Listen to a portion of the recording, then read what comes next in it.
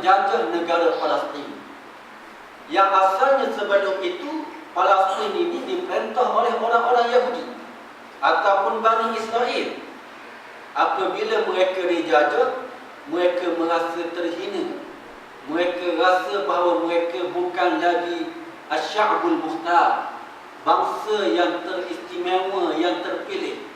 Justru itulah mereka menganggap kemuliaan itu, keistimewaan itu mestilah ada kuasa, mesti menguasai bangsa lain, barulah dianggap bangsa Yahudi itu bangsa yang istimewa.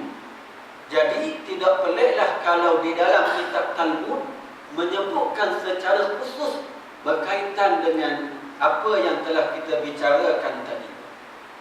Tuan-tuan yang dirahmati Allah, bertitik tolak daripada itulah maka kitab Talmud menyebut bahawa orang-orang Israel ataupun Bani Israel Yahudi ini di sisi Allah Subhanahu wa Ta'ala lebih mulia, bahkan lebih hebat daripada malaikat lagi, kerana mereka mempercayai bahawa Yahudi ini adalah sebahagian daripada Allah Subhanahu wa Ta'ala.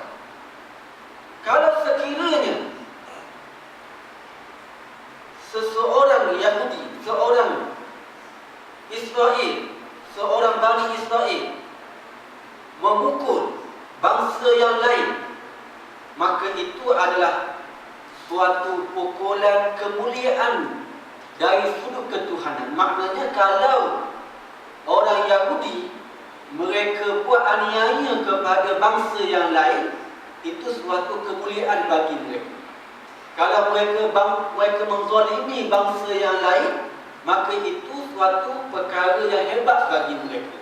Sebab mereka adalah keturunan yang mulia sebagaimana yang saya katakan tadi, dan mereka menganggap bahawa bezanya bangsa Yahudi dengan bangsa-bangsa yang lain ini umpama beza manusia dengan haiwan, umpama beza di antara manusia dengan binatang.